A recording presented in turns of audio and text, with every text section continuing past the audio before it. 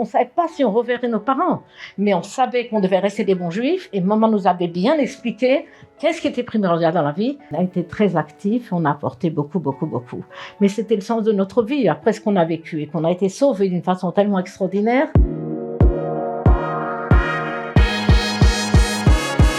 Je suis née en Alsace, en 1939, juste au moment du début de la guerre. J'ai jamais dormi dans un berceau, j'ai dormi que dans un panier, parce que dès le début de la guerre, les civils qui étaient donc très proches de l'Allemagne ont été déplacés. Tous les civils sont partis, on est parti à Gérardmer, puis à Limoges, enfin, d'une ville à l'autre. Ça veut dire ma maman, mes deux frères et sœurs, c'est-à-dire mon frère aîné et ma sœur aînée, et moi-même qui étais bébé, quoi. Maman nous a emmenés d'une ville à l'autre, puisque comme ça, c'était ce que la France a exigé. On m'a jamais appris à dire papa, parce que maman avait très peur que mon père ne revienne pas. Effectivement, au début de la guerre, il a été incorporé, donc il s'est battu pour les Français contre les Allemands. Et nous, on était donc de ville à ville, jusqu'au moment où la France a capitulé, Pétain, voilà. Donc à ce moment-là, nous, on était à Lyon. Et mon père est revenu, puisqu'on a renvoyé tout le monde, en particulier les Juifs, et on s'est caché comme Juifs à Lyon. Et mes souvenirs sont très clairs, même que j'étais jeune, de ce qu'on a vécu à ce moment-là. Donc on était cachés comme des non-Juifs à Lyon, et on avait peur d'être dénoncés. Et ce que je me souviens très bien, c'est qu'une jeune fille est venue en courant chez nous, et elle a dit à mes parents, elle a dit, Monsieur Schwab, mon père, vous avez laissé votre carte de visite sur la table de mon patron. Mon patron vient d'être déporté, il a été dénoncé, il vient d'être déporté, votre carte, Monsieur André Schwab, établissement textile, etc. Ils l'ont pris, la Gestapo qui est venue, l'a pris sur la table. Par conséquent, mon patron m'a dit, pars en courant prévenir Monsieur Schwab. Immédiatement, mes parents sont partis tout de suite à l'école. Ils ont cherché mon frère qui avait 6 ans et demi, ma sœur qui avait 7 ans, et les ont sortis de l'école et on est parti immédiatement à Lyon. Et à Lyon, on s'est caché. Donc c'était déjà une première dénonciation. Ce que je me rappelle très très bien, c'est la suite. On était cachés à Lyon, 3 de la famille, à la fois, plusieurs de la famille, on était cachés à Lyon, on avait très peur d'être dénoncés. Parce que la loi était la suivante, si un non-juif dénonçait un juif, il recevait un paquet de farine ou un paquet de sucre. Ça valait pas vraiment la peine. Par contre, s'il dénonçait pas, il était tué, et les juifs aussi. Donc le danger était très grand, et il fallait rester caché. Ce que je me rappelle très bien, j'avais 3 ans et demi, mais c'est comme un film pour moi, tellement c'est clair. Ce que je me rappelle, c'est qu'un soir, c'était exactement le dernier soir après Hanouka. Et ça, je me rappelle très très bien. On était dans la maison, toutes les femmes, c'est-à-dire ma grand-mère, il y avait une des sœurs de ma maman qui avait déjà perdu son mari, qui avait été déportée, et une autre sœur qui sera déportée par la suite, qui était mariée avec le rabbin Brunswick, qui était le rabbin de la rue Krageneck à Strasbourg, précédemment. Donc, on était ensemble, et à ce moment-là, Gestapo tapait très très fort à la porte, et je me rappelle très bien qu'ils sont rentrés. Où sont les hommes? Il n'y avait pas un homme, Baruch Hashem. Les hommes n'étaient pas là parce qu'ils étaient allés à la choule. Mais moi, je me rappelle que c'était après Hanouka parce que je vois la menorah. J'avais 3 ans et demi, donc je vois la menorah et je vois ma tante Ackerman qui pleurait. Elle, son mari avait été déporté parce qu'il avait créé, avec d'autres, une soupe populaire pour les étrangers qui se cachaient à Lyon, et lui, il était à la soupe populaire, et à ce moment-là, les Allemands ont pris connaissance de cette soupe populaire, ils sont rentrés, et ils ont demandé les papiers de tout le monde. Alors, mon oncle, donc Théo Ackerman, a commencé à bavarder avec eux, chercher les papiers, etc. Et eux, ils sont tous sautés par la fenêtre, ils ont tous disparu, et lui, il a été pris, il n'est jamais revenu. Ackerman, Théo Ackerman, le père de Gérard Ackerman. Elle était avec nous, donc, elle avait pu se marier, elle était avec nous. Les hommes, Baruch Hashem, n'étaient pas là parce que les Sidourim, après qu'ils avaient été à la choule, ils ne voulaient pas les ramener à la maison parce qu'on était cachés comme non-juifs.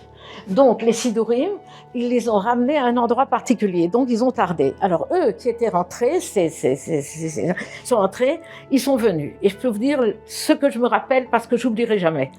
Même que j'avais 3 ans et demi, ils ont vidé toutes les armoires par terre pour essayer de chercher de l'argent ou des choses de valeur.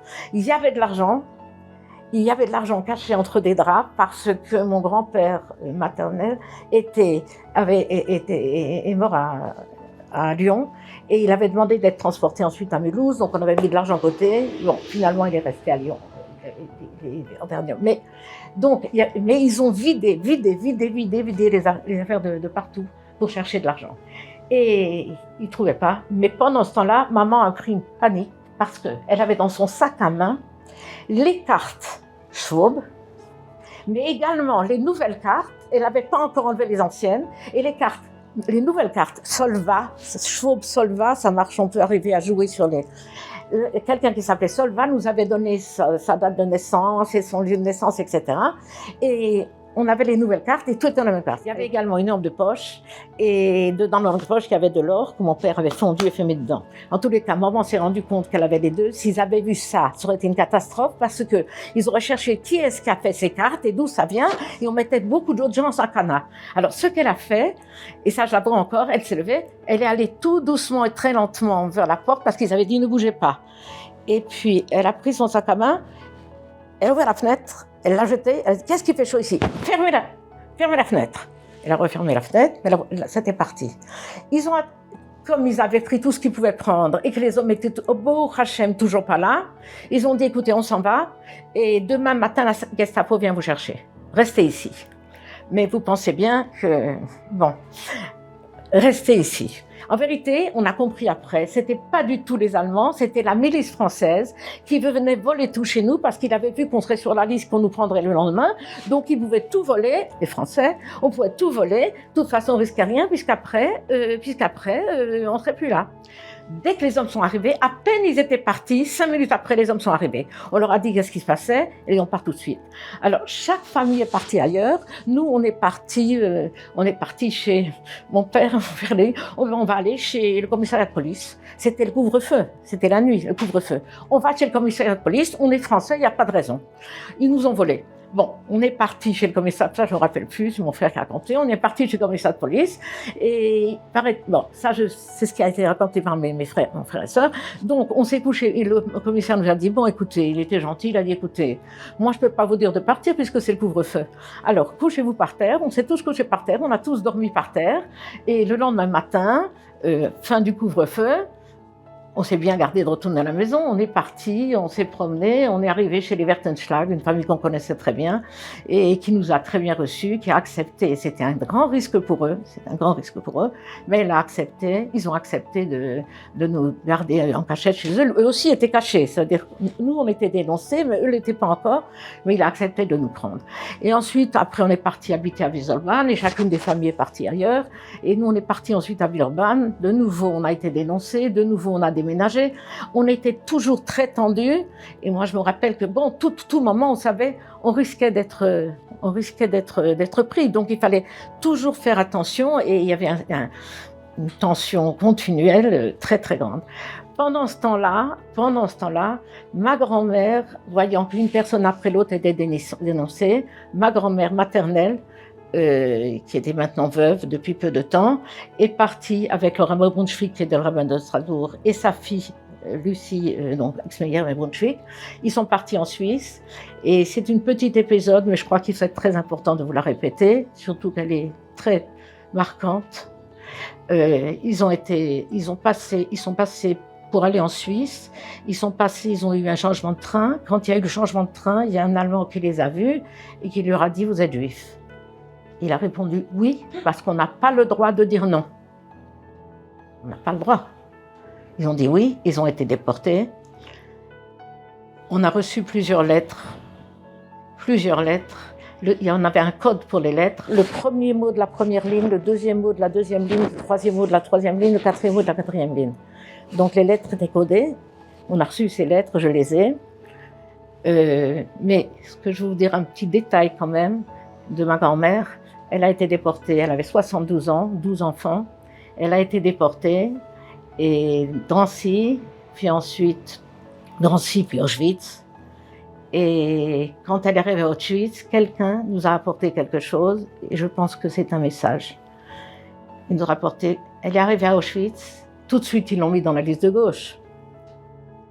Puisqu'à l'âge qu'elle avait, après les 12 enfants, bon, ils l'ont mis dans la liste de gauche. Et la dernière chose qu'elle a dit, dans la dernière lettre qu'elle nous a écrite, qu'on a reçue, qui avait passé, on arrive à faire passer, bon, bien sûr, elle ne s'est pas plainte, elle a accepté, elle a dit, ne vous faites pas de reproches, c'était décidé par Akadosh Baruch Hu. Et la dernière chose qu'elle a dit, de quelqu'un de droite qui nous l'a rapporté par la suite, est-ce que je dois dire le vidouille avec mes habits avant d'aller dans la chambre à gaz, ou est-ce que je devrais dire le vidouille dans la chambre à gaz quand on n'a plus de vêtements? Voilà qui était ma grand-mère. Je pense que c'est important. Oui, c'est la grand-mère de toute cette famille Meyer qui rayonne maintenant ici en Eretz Israël. Elle doit avoir à peu près 8000 descendants maintenant ici en Eretz Israël, tous des Bnei Torah, tous des Bnei Torah. Il faut dire que c'est la famille Meyer, une famille où la Torah était une façon de vivre, un mode de vie. C'était pas seulement des mitzvot, c'était un mode de vie. Mes grands-parents, puis ensuite mes parents. Donc, c'était un en parenthèse. Donc, nous, après, mes parents avaient très très peur qu'on se fasse dénoncer, nous aussi, puisque c'était une personne après l'autre. Donc, finalement, mes parents ont pris une décision. Ils ont décidé de nous envoyer en Suisse. Là, j'avais 4 ans et demi. Les souvenirs de 4 ans et demi, c'est vivant comme si j'étais adulte. Tout est resté, voilà. Il fallait d'abord nous préparer.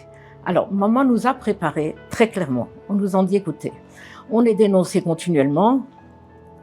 Maintenant, ce qu'on va faire, c'est vous allez partir en Suisse, les enfants peuvent passer. Nous connaissons, m'a dit maman, quelqu'un en Suisse qui habite à la frontière Annemasse-Genève.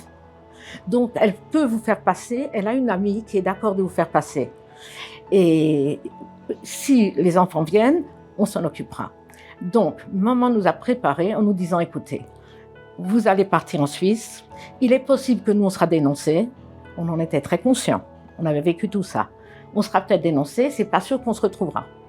Peut-être que vous, en passant la frontière, vous serez dénoncés, donc c'est pas sûr qu'on se retrouvera. Mais l'essentiel, que vous restiez des bons juifs. Alors, voilà les recommandations qu'elle nous a fait. Elle nous a fait la recommandation suivante. 3 choses. Une chose, il faut toujours tenir Shabbat. Alors, comme vous êtes des enfants, vous n'arriverez pas, peut-être que vous n'arriverez pas toujours, mais sachez, si c'est Pikuach Nefesh, c'est-à-dire vous êtes en danger de vie, c'est l'aîné, qui avait 7 ans et demi, c'est l'aîné qui doit le faire. Si c'est simplement quelque chose d'important, mais que c'est pas essentiel, vital, alors c'est la plus petite qui doit le faire. C'était le premier message, et vous direz comment on l'a tenu. La deuxième chose, cache-route. Vous pouvez tout manger parce que vous êtes des enfants, sauf la viande. La viande, vous ne la mangez pas. Et la troisième chose, ça c'est la chorma de ma maman, la troisième chose, parce que ça dépendra que de vous, faites toujours les brachot avant de manger, toujours les brachot, et le soir avant de dormir, vous tamaragol. Elle a dit, c'est pas sûr qu'on se retrouvera. Peut-être nous, on sera dénoncés, peut-être comme Yacoman, puisque je vous dis, bon, peut-être nous, on s'en dénonce, ou peut-être vous serez attrapés à la frontière. Mais sachez que l'essentiel, c'est que vous restiez des bons juifs. Et maman n'a laissé voir aucune émotion, de façon à ce que nous, on n'ait pas d'émotion. Vous voyez? Alors, on est parti au train. Alors ça, je peux vous le dessiner. On est arrivé au train.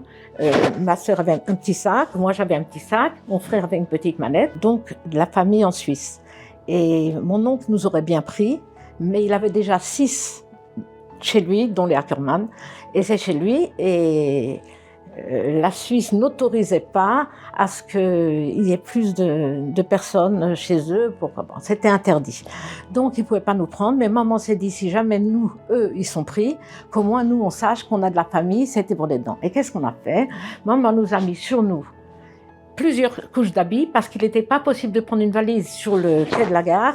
Les Allemands circulaient. Si quelqu'un voulait s'enfuir, hop, c'était probablement un juif, donc il l'attrapait.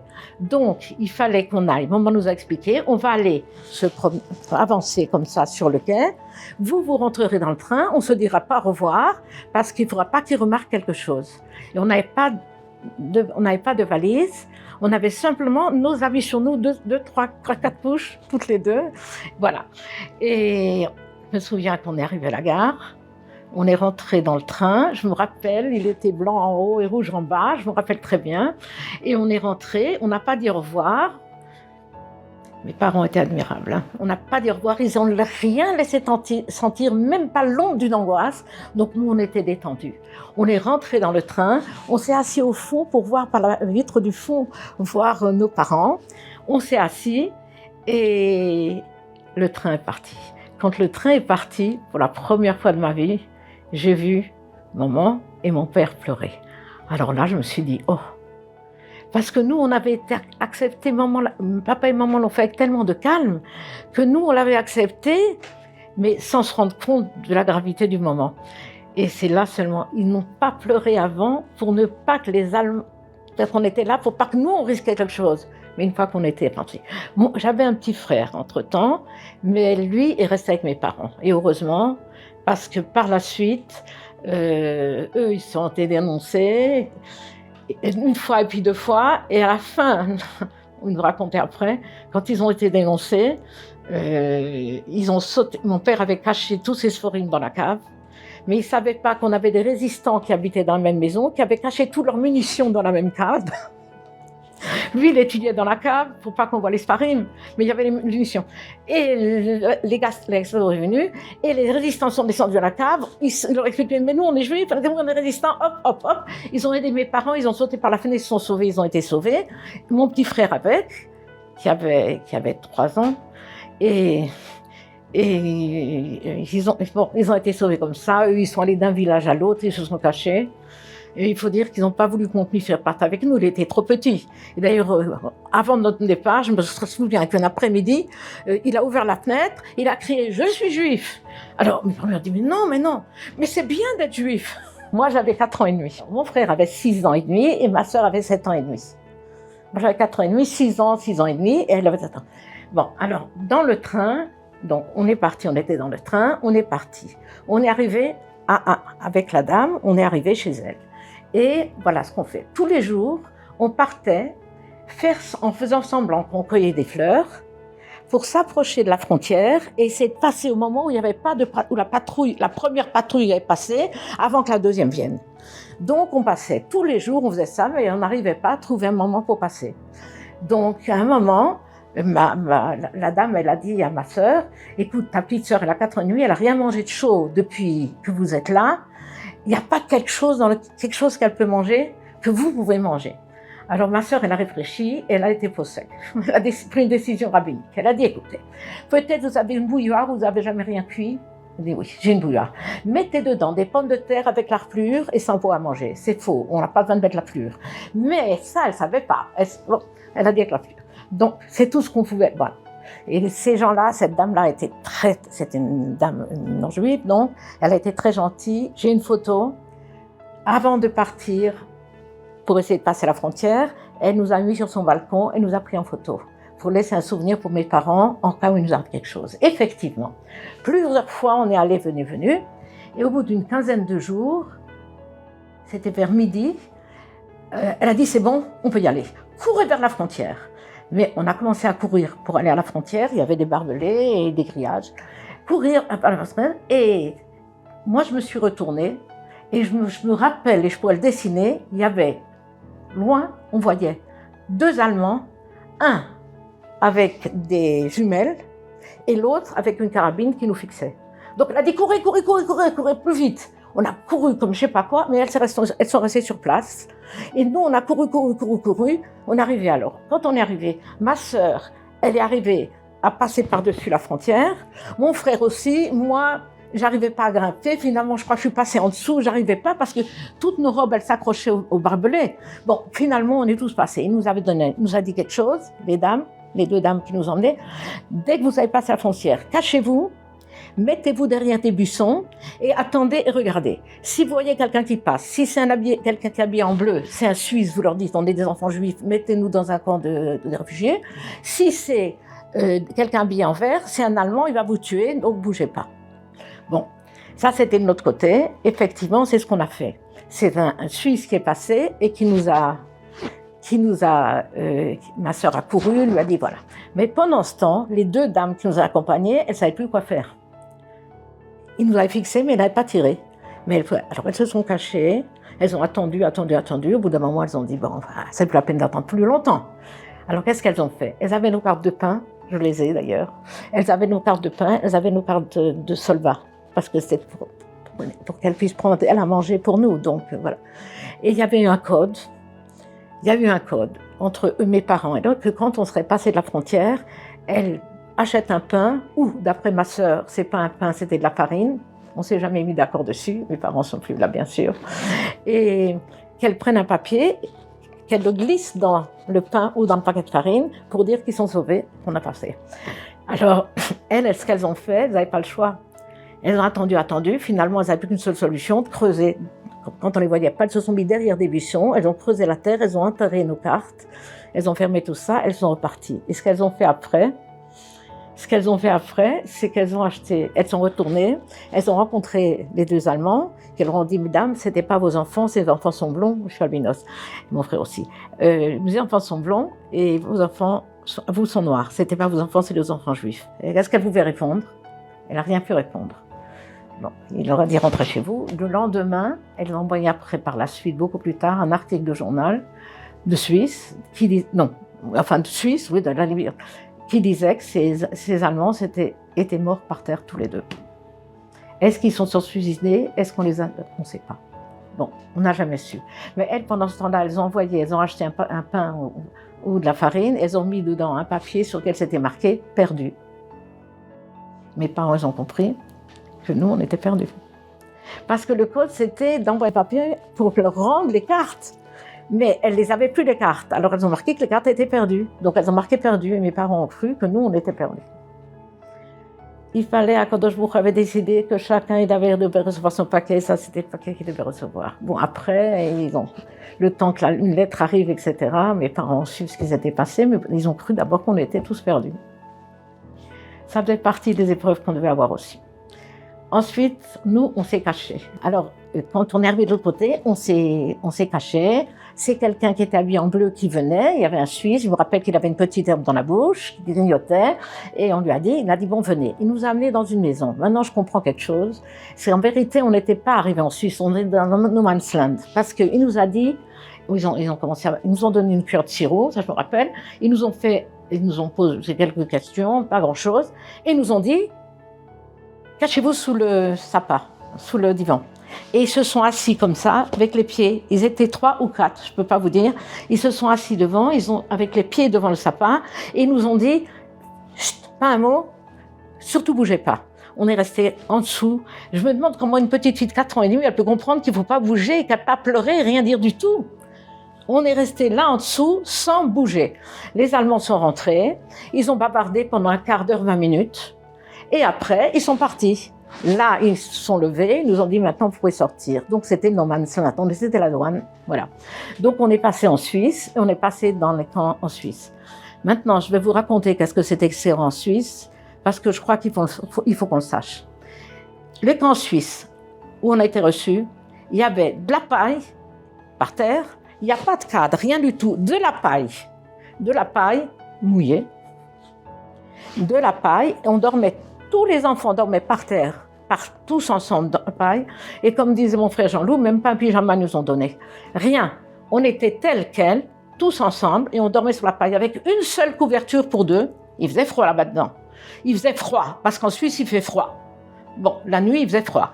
Et il y avait 2 grands tonneaux dans la cour pour se laver. C'était comme ça qu'on a été reçus.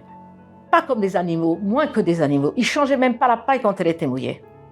C'est incroyable. Et on était entourés par des grillages et des barbelés, et puis 2 shromrim qui étaient devant pour nous empêcher de sortir. Et voilà comment on a été reçus. On recevait le matin une tranche de pain, le soir une tranche de pain, et à midi de l'eau avec une pomme de terre dedans. C'était le repas. Alors l'anecdote, Alors, mon frère, il m'a dit, tu sais, vendredi soir, je voulais faire kidouche, mais on n'avait reçu qu'une seule tranche de pain. Alors, je prenais ta tartine et ma tartine et je mettais l'un sur l'autre. Mais le vendredi soir, il semble qu'il y avait un peu de confiture. Il me dit, mais il avait que 6 ans et demi, mais je voulais faire kidouche. Donc, il a dit, je me rappelle que, tu te rappelles, je te prenais ta tartine et après, quand j'enlevais ta tartine pour la rendre, j'avais peur qu'il y ait un peu de confiture de ma tartine qui était restée sur la tienne. Il avait sauf que le socle, il avait finalement quand même 6 ans et demi. Bon, mais voyez jusqu'à où on tenait à faire tout ce qu'il fallait faire de notre mieux. Et on faisait toutes les barottes, c'est sûr, et on faisait faire à tout le monde toutes les barottes, et on s'occupait de tout ça. Quelques incidents. Hein, par exemple, quand je suis revenue à table une fois, il y avait un morceau de viande. Une fois par semaine, on recevait un morceau de viande, et ceux qui ne mangeaient pas la viande, une fois par semaine, recevaient une sardine. Donc, je suis arrivée, et dans mon assiette, il y avait un morceau de viande. Et on n'a pas le droit. Alors j'ai dit non, je ne peux pas le manger. La madriche, elle m'a dit, 4 ans et demi, hein, elle a dit, tu manges la viande parce que j'ai dans ton assiette. J'ai dit, je la mangerai pas. Tu la manges parce qu'elle est dans ton assiette. J'ai dit non, je ne mangerai pas. Elle a appelé le chef de camp, qui a raconté par la suite tout ça à mon oncle, parce qu'il était stupéfait de voir ses enfants. Alors, il est venu, il m'a dit, ma petite, tu manges tout de suite, parce que j'ai dit, Il a essayé de me mettre dans la bouche, mais je n'ai pas accepté. À la fin, il a vu comme je tenais tête et que j'ai refusé. Il a dit, bon, enlève-lui son morceau de viande. Après, il m'a mis la soupe. J'ai dit non, je ne prendrai pas la soupe parce qu'il y avait du jus de viande qui était encore sur l'assiette. Je n'ai pas mangé. À la fin, il a cédé. Il a dit, allez, donne-moi une autre assiette et puis fini. Shabbat, un jour, ils sont venus... Ah non, d'abord, ces tonneaux pour se laver. Alors, il y avait 2 grands tonneaux pour se laver. Alors, nous, on est allés tous les 3 frapper chez le chef de camp et on lui a dit, écoutez, maman nous a appris un tonneau pour les garçons, les garçons à part et les filles à part. Il y a 2 tonneaux, un pour le garçon et les filles. Il a dit d'accord, il a appelé à la madricha, il a dit un tonneau pour les garçons, un tonneau pour les filles. Mais j'ajoute quand même que nous, on lavait nous-mêmes nos habits. À 4 ans et demi, quand on lave les habits, c'est très propre. On a tous attrapé la gale. Ben, écoutez, pire que des animaux, ils nous ont traités. Pire que des animaux. Alors, quand ils sont venus nous dire qu'on devait voyager Shabbat, qu'on allait partir Shabbat, on est allés tous les 3 lui dire, on n'a pas le droit, Shabbat, on n'a pas le droit et on ne peut pas. Alors, il nous a dit, bon, alors, on s'est assis tous les 3 et on a décidé qu'est-ce qu'on allait faire. Et on a pris la décision suivante, un bed-din, tous les 3, on a pris la décision suivante, que les petits sacs, pour les habits, il n'y a pas de problème, on les met les uns sur les autres, ce qu'il en restait. Mais les petits sacs, quand même, c'était important. C'était pas primordial, mais important. Donc, il fallait pas les laisser là-bas. Donc, finalement, on a été d'accord que c'est moi qui devais prendre les petits sacs. Donc, moi, j'ai pris les 2 petits sacs et la mallette de mon frère. Petite mallette comme ça, bon. Mais il y avait un problème pour moi. C'est que j'avais reçu à l'infirmerie quelqu'un qui s'appelait Janine Wiesbacher, après Margolis, elle a des enfants ici, Rav Margolis. En tous les cas, j'étais souvent à l'infirmerie, elle m'avait donné un petit crayon rouge, pas plus grand que ça, un gros petit crayon rouge. Et ça, il fallait que je décide quelque chose, parce que c'était Moussé Shabbat, je ne pouvais pas le donner à un autre enfant parce qu'il était juif aussi, et je ne pouvais pas l'emmener puisque c'était Moussé. Et on ne peut pas porter Shabbat, et encore moins quand c'est Moussé. Alors je peux vous dire que j'ai creusé, mon frère et ma sœur n'étaient pas dans le coup, j'ai creusé la terre la veille et j'ai enterré le petit crayon rouge. Pour vous montrer la Yirat Shamayim que nos parents nous ont donnée. D'autant plus qu'on savait, et ils nous avaient dit, c'est pas sûr qu'on se retrouvera. On n'avait pas de compte à donner. C'est pas sûr qu'on se retrouvera. C'est le chinour que nous avons reçu, et je crois que ce message-là, je tiens à le donner. Le chinour qu'on a reçu était tellement fort que c'était clair ce qu'on devait faire et ce qu'on ne devait pas faire. Alors, on est arrivé au train. Quand on est arrivé au train, ils nous ont dit, rentrez dans le train. Oui, mais nous, on a dit, on ne peut pas. Parce que Shabbat, on ne peut pas. On n'a pas le droit. Ils nous ont poussés, on est arrivé dans le train. Et alors, on est restés debout, tous les 3, parce qu'on croyait qu'on n'a pas le droit de voyager. Ils nous ont dit, allez vous asseoir. On a dit, non, on n'a pas le droit. Bon, alors on est restés debout. Et quand on est arrivé, ils nous ont dit, sortez du train. Et on est resté pendant tout le temps debout comme ça, parce qu'on pensait qu'on n'avait pas le droit de voyager, donc c'était la seule solution. Alors, ils nous ont dit, sortez. On a dit, non, on n'a pas le droit. Ils nous ont poussés dehors. C'est comme ça qu'on a abouti. Mais pour nous, Shabbat, c'était l'essentiel. Voilà, donc on n'a pas capitulé, on a tenu. On est arrivé dans un autre camp. On a fait un camp après l'autre. jusqu'au moment où, Baruch Hashem, on a eu la scarlatine, moi la première. Une fois qu'on a eu la scarlatine, donc on m'a amené à l'hôpital, et après, mon frère a eu la scarlatine, et après ma sœur, qui était affolée de ne pas être avec nous, après toutes les affaires de mon frère pour essayer d'attraper la scarlatine, elle a eu la scarlatine et est partie à l'hôpital. Mais je voudrais ajouter quelque chose. On était donc dans un camp qui était cloisonné avec des grillages tout autour, avec des barbelés tout autour et des chômerimes devant. Vous savez pourquoi? Alors écoutez pourquoi. Parce que la municipalité en Suisse disait qu'elle devait protéger les Suisses et ça leur ferait mal au cœur s'ils voyaient tous ces pauvres petits enfants juifs. Alors il fallait qu'ils soient enfermés pour pas qu'ils les voient. Vous entendez? On n'a pas été traités comme des êtres humains, même pas comme des animaux qu'on veut récupérer après. Bon. On a été donc à l'hôpital, donc d'un camp après l'autre, les uns pires que les autres. Le dernier, c'était pire que tout. Et à ce moment-là, mon oncle est arrivé est arrivé à nous mettre dans une pension qui est une pension qui était religieuse et qui était charédite et qui était convenable. Et là, alors là, les conditions étaient meilleures. Il restait quand même un problème, c'est qu'en Suisse, c'était obligatoire pour les enfants d'aller à l'école quand on avait plus que 7 ans. Et ma sœur aînée, ayant maintenant 8 ans, était obligée d'aller sans cartable et sans écrire, mais malgré tout, d'aller à l'école. Alors, moi, j'étais effrayée parce qu'il y avait une fontaine et par terre, il y avait un petit plan d'eau, et elle est tombée dedans. Alors moi, je me suis effrayée. Elle m'a dit, mais non, c'est rien. Elle m'a expliqué qu'en vérité, elle faisait exprès de tomber dans l'eau pour avoir une angine le lendemain et pas aller à l'école de Shabbat. Ça a marché 2 ou 3 fois, mais des fois ça marchait pas. Alors elle se faisait quelque chose à la main ou quelque chose pour pas y aller. Mais elle m'a dit des fois j'avais plus rien trouvé et j'étais obligée d'y aller quand même. Alors pendant tout le temps je disais, j'ai pas le droit d'écouter la maîtresse parce que c'est des livrets Chol. J'ai pas le droit d'écouter la maîtresse parce que c'est des livrets Chol. Voilà le chinour qu'on avait reçu.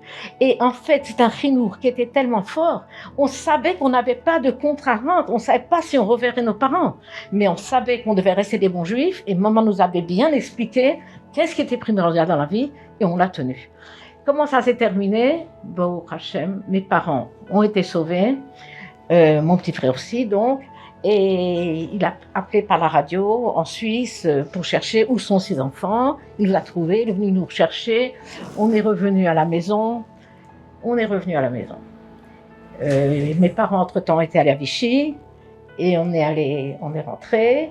Et la vie devait devenir plus normale, mais je dois dire que pendant longtemps, ma maman a été tellement touchée par le fait qu'elle n'a pas pu sauver sa mère ni sa sœur, que, très longtemps, ma maman, vendredi soir, elle sortait, elle pleurait, elle ne pouvait pas. Vous savez, c'était très dur d'accepter d'avoir rien pu faire, et elle n'a pas sauvé sa mère, et c'était très dur. Donc, si vous voulez, toute ma jeunesse, ça s'est passé comme ça. Je veux dire, jusqu'à 10 ans, jusqu'à ce que j'ai l'âge de 10 ans, je me rappelle que... Et comme on est revenu, papa est venu nous chercher, on est revenu en camion, et chaque fois qu'il y avait un tournant, il disait attention, on se couchait tous sur le côté, et après on pouvait se relever, on continuait, après on a dormi sur la paille quelque part, et finalement on est allé dans le train, mais dans le train, pour sortir du train, c'était impossible. On a ouvert les fenêtres, mon père a sauté, et nous on est tous passés par là pour sortir, parce que c'était la débandade, c'était la fin de la guerre, c'était la débandade. Mais Baruch Hashem, on a retrouvé nos parents, et en bonne santé, et voilà. Donc voilà. Mais je dois dire quand même qu'on a été marqués pour la vie par ce qu'on a vécu. Ça veut dire que c'est sûr que aussi bien mon frère que ma sœur aînée, que moi-même, on a été sauvés d'une façon miraculeuse, puisqu'ils étaient prêts à nous tirer dessus. Mes parents ont été sauvés et on a compris qu'on était responsables et qu'on devait assumer maintenant. Déjà à l'âge de 14 ans, j'ai pris des responsabilités à Vichy, où mes parents habitaient. Mon père était président de la communauté pendant 30 ans, en dehors du consistoire. J'ai organisé des cours pour les enfants, j'ai fait une fête de Hanouka dans un hôtel j'avais 14 ans, pour les 13 ans, 14 ans, j'ai fait une fête pour les enfants. Ensuite, moi-même, je suis partie à Gateshead, mais ma sœur aussi. Et ensuite, je veux dire quelques mots pour la suite.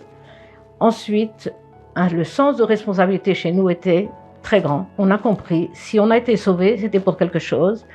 Et que ma grand-mère a été prise de cette façon. Mais nous, on devait d'abord beaucoup de choses. Maman a décidé de changer en se disant on fait ceci, on faisait cela, il y a des mitzvot qu'on aurait pu faire autrement parce qu'on ne savait pas. Et maintenant, il faut qu'on aille beaucoup plus loin. Beaucoup de choses ont changé à la maison. Mes parents étaient Haredi, des grands balais Chesed. Mais malgré tout, il y a des choses qui ont changé. Par exemple, ma maman, c'était des Levim, c'est une famille de Levim. Donc vous savez que tous les Levim, c'est resté Adayomazé. Vous pouvez vérifier, je l'ai fait. Ils ont tous une belle voix. Ils chantent juste, ils connaissent, ils ont le sens de la musique, c'est les Levim. Et maman dit qu'ils faisaient des concerts tous les 15 jours. Maman venait d'une famille, mon grand-père était un docteur, le plus grand docteur de Mulhouse. Mais quand il était parti à Berlin, il avait rencontré Rabbi Dilsheimer, il avait appris qu'est-ce que c'était le Limoud Lagmora, et mon grand-père, docteur Ernest Meyer, Reuven Meyer, était quelqu'un qui arrive à terminer une fois et demie le chasse dans sa vie, bien qu'il était docteur, et bien qu'en Alsace on ne connaissait pas tout ça. Mais il a découvert et il allait très très très loin. Et d'ailleurs tous les descendants sont des Torah, c'est exceptionnel. Alors il faisait de la musique avec les Samuel, on s'est mariés beaucoup, mon mari était Samuel, beaucoup avec les Samuel venaient, c'était les 3 seules familles à Mulhouse qui étaient indépendantes du consistoire et qui avaient fait une petite choule où mon père est allé parce que comme il était orphelin, il voulait dire Kaddish. Donc quand il était jeune, il s'est marié avec la fille de son maître et de son beau-père. Son père était son maître, voilà. Et il faisait de la musique. Et maman s'est fait beaucoup de reproches en disant on se faisait de la musique, on faisait des concerts, c'est écrit dans la halakha que dans le galout. Pour une ratouna, oui, mais autrement, au jour le jour, non. Et elle a dit, quand on a amené tous ces gens pour les gazer, c'était en musique. Hitler, il marche mot, c'était en musique qu'il les faisait partir. En musique. Et elle a dit, voilà, on n'a pas su qu'est-ce que c'était le galout, comme on aurait dû. Et tout ça s'est passé en musique. Et on est très maquille maintenant de ne pas faire de musique hors de Rosh Chodesh. Parce que, bon, beaucoup de petites choses comme ça, on s'est rendu compte. Maman a dit, voilà, ça c'était des choses qu'on ne connaissait pas et on n'était pas maquille. Et maintenant, on l'a payé tellement cher que maintenant il faut faire attention. Ou d'autres choses comme ça. Maman venait d'une grande maison, elle était docteur à Mulhouse, elle était très connue. Et cette maison était particulière. Tous les gens, après la guerre de 14-18, tous les gens d'Alsace, des pays de l'Est, donc la Pologne, la Lituanie, puis la Hongrie, puis bon, plus tard l'Hongrie, tout ça. Tous ces gens, ils déferlaient sur Mulhouse, parce que c'était juste...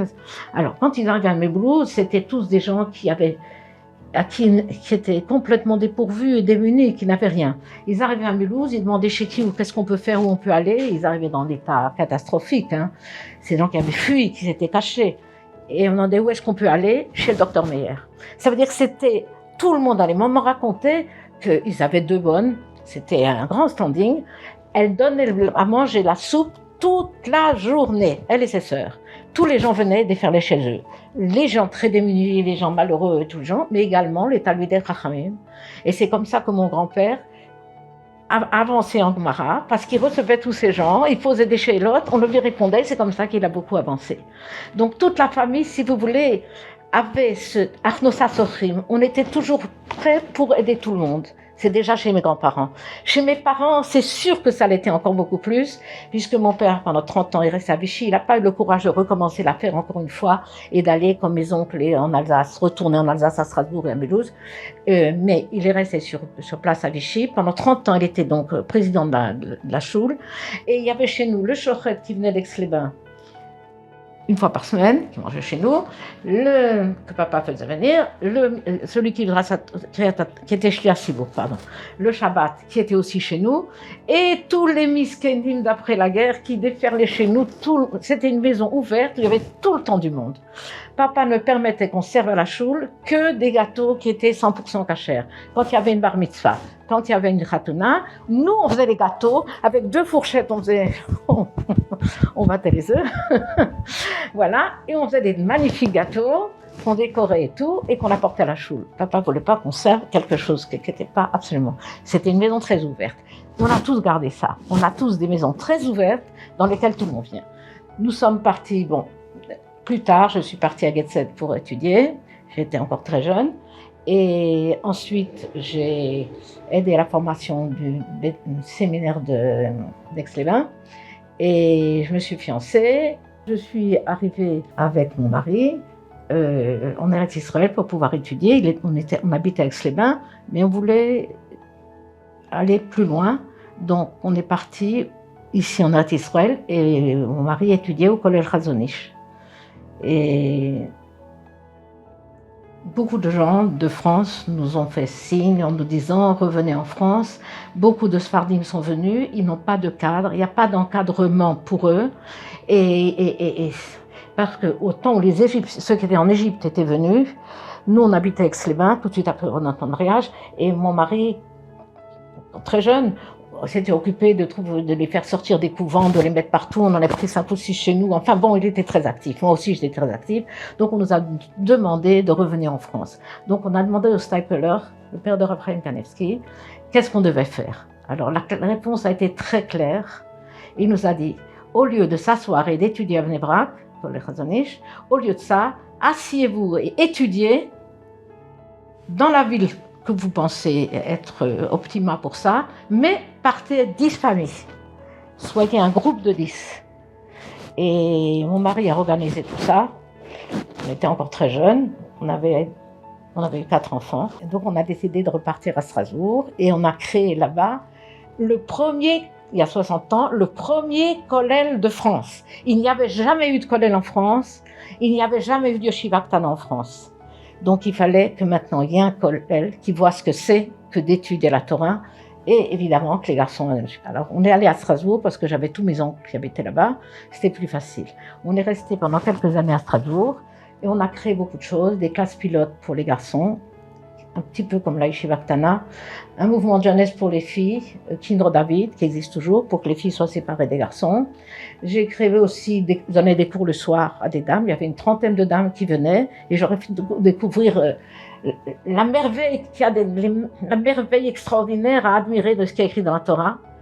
C'est pas la traduction, c'est la profondeur, la hashkafa, la profondeur, la philosophie juive. Qu'est-ce que c'est d'être un juif? Bon, j'étais assez active et j'ai eu 10 enfants à Strasbourg. Mon mari était très actif là-bas aussi. Et il étudiait, il donnait des cours à l'école Akiba, il donnait 1 heure de cours le matin tôt avant le kollel. Et ensuite, mon mari a pris une décision, c'est que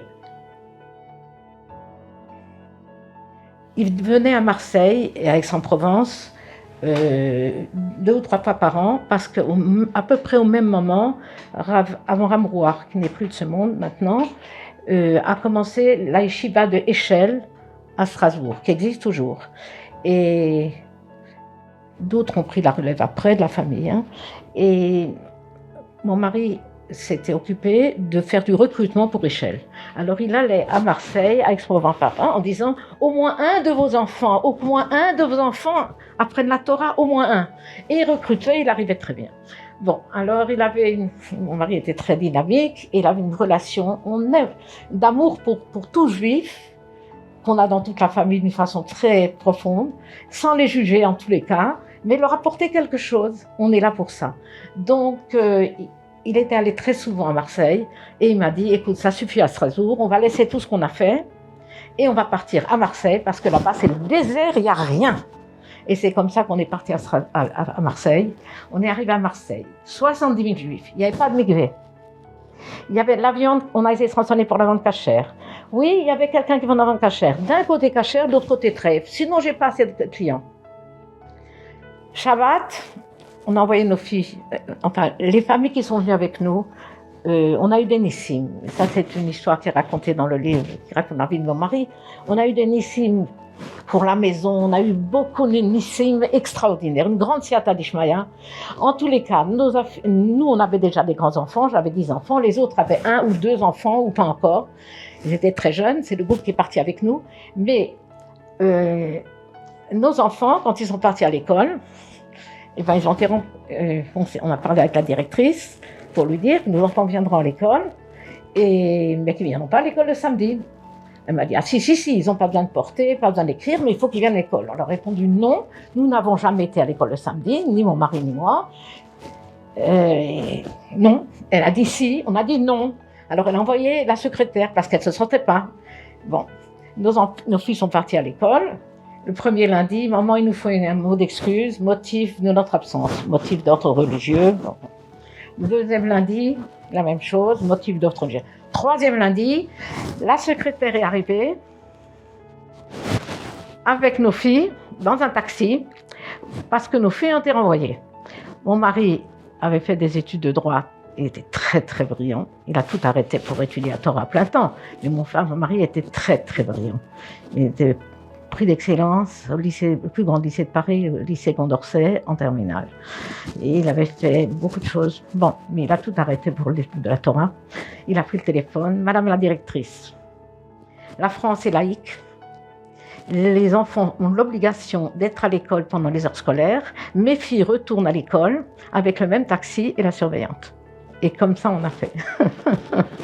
Et après, il y a eu toute une histoire qui nous a permis, mon mari a été voir le recteur de la faculté d'Aix-en-Provence, parce que l'inspecteur est venu, il nous a dit, monsieur le rabbin, vous êtes un intolérant. Vous voulez comprendre? Bref. En tous les cas, le recteur était juif, il a très bien compris, il n'était pas du tout religieux. Du tout. Il a dit, je me rappelle que ma grand-mère ne mangeait pas de lait, ne mangeait pas de porc sur une assiette de lait. Dixit. En tous les cas, il a dit à mon mari, pas de problème, je vais écrire une lettre officielle à l'éducation nationale, au ministère national, pour dire que officiellement les Juifs soient dispensés de l'école le samedi. Il l'a fait, dans le journal officiel, c'est sorti. Nous, on l'a polycopié beaucoup de fois, parce que je commençais à donner shiurim, mon mari aussi, bon, des romans que je pourrais vous raconter, comment ça a commencé, mais peu à peu, ça s'est fait.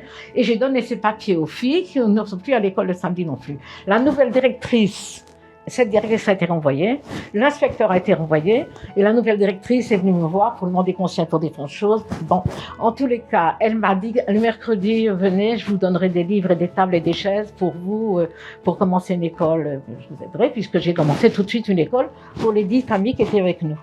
Et peu à peu, sont venus là beaucoup a fait que beaucoup d'enfants, beaucoup d'autres enfants peuvent venir, entre autres, comme nos filles avaient été renvoyées d'école, on a allumé les bougies de Hanouka à la fenêtre, mais également à la porte d'entrée, dans un aquarium. À l'époque, il n'y avait pas un aquarium.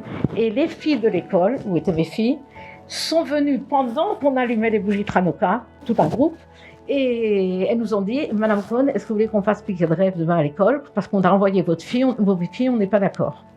Alors je leur ai expliqué que c'est pas la peine, on trouvera une solution. Mais il y avait beaucoup de filles juives dans cette histoire. On leur a montré le bougie de Hanouka. Elle m'a dit oui, on a ça, oui, on sait qu'il y a Hanouka, mais il y a aussi un arbre. Bon. Donc on s'est expliqué. Il y a des professeurs qui étaient juifs qui se cachaient aussi d'être juifs parce que ils osaient pas en France. Voilà, donc ils sont venus, on a eu contact avec eux, et vous voyez que c'est une chose a entraîné l'autre, et grâce à cette sarote qu'on a renvoyé les enfants, grâce à ça, nous avons ouvert beaucoup de portes. Et on a pu arriver à beaucoup de choses. Bon, on a eu une siata d'Ishmaïa extraordinaire, mais l'essentiel pour nous, c'était d'avoir les portes ouvertes, et l'amour qu'on a pour tous les juifs fait qu'ils ne sont pas encore Shomrei Mitzvot, ils ne savent pas pourquoi on est là. On était là, nous, pour les aider, pour les guider, pour les aimer, pour les guider et leur apprendre la Torah. Et c'est ce qu'on a fait à l'heure actuelle. Il y a 8 mikvaot, il y a beaucoup de kololim, on a été très actifs, on a apporté beaucoup. Mais c'était le sens de notre vie. Après ce qu'on a vécu et qu'on a été sauvés d'une façon tellement extraordinaire, on a tous pris conscience. Ma sœur aînée aussi, elle a dirigé. Elle est partie au Maroc au long de la guerre, elle a fait un séminaire à Tanger, puis beaucoup de choses en Eretz Israël. Mon frère, qui est un savant mondialement connu, en tous les cas, lui, il a créé Bet Rachel pour pouvoir aider des jeunes filles. Et 3 fois par an, il va à Cadarache, c'est à côté de Marseille, pas très loin de Marseille, au centre nucléaire, où on l'appelle à corps et à cri, parce que c'est lui qui a créé des Schwabin, c'est son nom, c'est le nom de l'appareil qu'il a inventé. Et on le supplie de revenir, et lui, il le fait pour pouvoir donner de l'argent aux filles qui sont à Beth Rachel pour payer leur mariage, pour faire la souda, pour payer leurs vêtements. Toute la famille, on est là pour entourer le Klal Israël et apporter tout ce qu'on peut. Il n'y a pas de plus grande joie, de plaisir dans la vie que de faire les mitzvot. On s'épanouit dedans. La bracha, beaucoup de gens me disent « mais tu as eu 15 enfants et tu travailles en plus ?» Je dis « oui, ma force c'est mes 15 enfants, j'ai une grande joie dans ma vie. Ce n'est pas des frivolités, c'est le plaisir de donner des belles choses à mes enfants, de leur donner l'exemple. Et la joie de vivre dans la Torah, c'est quelque chose qui est un épanouissement extraordinaire. Et on est heureux, on vit heureux, et on vit près d'Akadosh Baruch Hu et on le sent. Et on a une siyata d'Ishmaël, on a une aide du ciel qui est exceptionnelle, et on le découvre chaque jour. On cherche Hachem, mais on le trouve.